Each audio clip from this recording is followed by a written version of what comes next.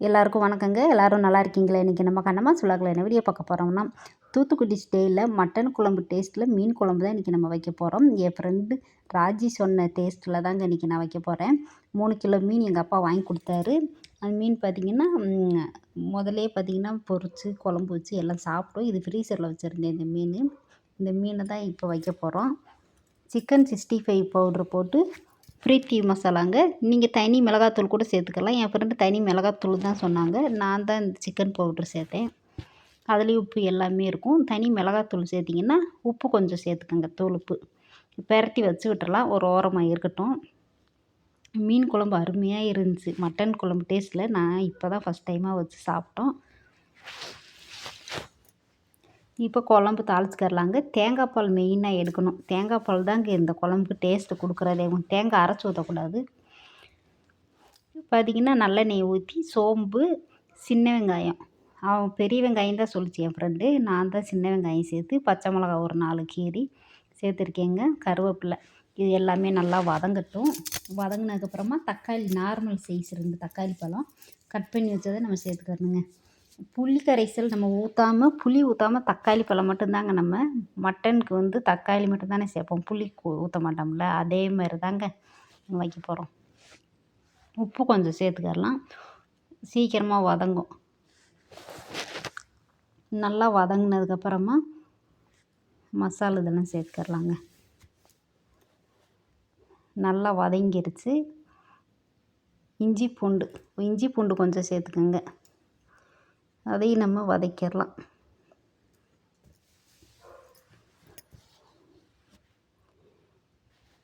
இப்போது மசால் சேர்த்துக்கரலாங்க. வீட்டு மசால் ஒரு 2 ஸ்பூன் சேர்த்துக்கரலாம். அதுக்கப்புறமா ஒரு 1/2 ஸ்பூன் மட்டன் மசாலா வீட்டிலேயே அரைச்சது தான்.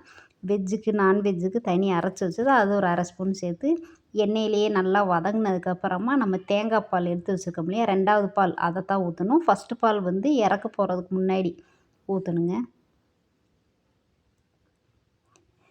2வது எடுத்த தேங்காய் பால் தான் இப்போ ஊற்றணும். தேங்காவை அரைச்சி ஊற்றக்கூடாது, அது ஒரு டேஸ்ட் கொடுத்துரும். இப்போ நம்ம தண்ணி தேவையான அளவு ஊற்றி நல்லா அப்படியே கொதிக்கட்டுங்க. மூடி வச்சு விட்றலாம். உப்பு ஏற்கனவே சேர்த்துருக்கோம், பார்த்துக்கிட்டு சேர்த்துக்குங்க. அந்த மீன்லேயும் உப்பு இருக்கும். நல்லா காஞ்சு வரட்டும். அதுக்கப்புறமா தான் நம்ம மீன் சேர்க்கணும். பாருங்கள், நல்லா வாசமாக இருக்குது. நல்லா குழம்பு நல்லா கொதிக்குது. கலர்ஃபுல்லாக இருக்குது பார்க்கும்போதேவும். ஒரு தடவை இந்த மாதிரி ட்ரை பண்ணி பாருங்கள். தூத்துக்குடி ஸ்டைல் அருமையாக இருந்துச்சு. நான் ஃபஸ்ட் டைமே வச்சு சாப்பிட்டோம், ரொம்ப நல்லா இருந்துச்சுங்க. இப்போது பக்கத்தில் வச்சு விட்டு குழம்ப இந்த அடுப்பில் நம்ம மீனை பொரிச்சுக்கரலாங்க. ரொம்பையும் வேகக்கூடாது. லைட்டாக அப்படியேவும் சூட்டில் அப்படியே பெரட்டி போட்டு எடுக்கணும் மீன். அந்த மீன் துண்டுகள் நல்லா பொரிச்சா நல்லா இருக்காது. கொஞ்சம் லைட்டாக வெந்து வேகாமல் இருந்தால் தான் நல்லாயிருக்கும். என் ராஜிக்கு தாங்க நன்றி சொல்லணும்.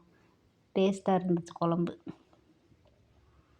ஒவ்வொரு பீஸாக எடுத்து போட்டு வச்சிடலாம். ஏற்கனவே மீன் பொரிச்சது தான் அந்த கடாயில், அந்த பேனில். அதனால் இதுலேயே பொரிச்சுக்கரலாம். ஏன்னு வேறு எண்ணெயில் ஊற்றணுமேன்னு இதுலேயே நான் பொரிச்சிட்டேங்க. லேசாக வெந்து வரும், அப்படியே பெரட்டி போட்டுடலாங்க. மீன் துண்டு பாருங்கள், நல்லா பீஸ் நல்லா போட்டிருக்காங்க. இந்த மீன் பார்த்திங்கன்னா நல்லா டேஸ்ட்டாக இருக்குது. மீன் பேர் தான் தெரியல. எங்கள் அப்பா 2 தடவை வாங்கி கொடுத்து விட்டார். 2 தடவை நாங்கள் நல்லா சாப்பிட்டோம், என் பசங்க நாங்கள் எல்லாருமே. முள் சென்டரில் மட்டும்தாங்க இருக்குது, அதிகமாக முள் இல்லை. அதுவும் ஃப்ரெஷ் மீனா, சாப்பிட்றதுக்கு நல்லாயிருக்கு. இது கடல் மீன் இல்லை, இந்த டேம் மீன் இல்லை, என்ன மீன் தெரியல. ஆண்டிபட்டியில் தான் எங்கள் அப்பா வாங்கி கொடுத்துட்டாரு. பாருங்கள், போதும் வெந்தது. ரொம்பையும் வேக விடாமல் அப்படியே நம்ம தட்டில் எடுத்து வச்சுக்கரலாம். பாக்கி இருக்கிறதையும் அந்த பீஸை போட்டு ஃபுல்லாக எடுத்துக்கரலாங்க. குழம்பு அதுக்குள்ளே அங்கே காஞ்சு ரெடியாக இருக்குது. காஞ்சிருச்சு குழம்பு, நல்லா ஃபுல்லாக எடுத்தாச்சு. எண்ணெயில் போட்டு குழம்பும் நல்லா காஞ்சிருச்சு பாருங்கள். நல்லா கெட்டியாக ஆயிடுச்சு.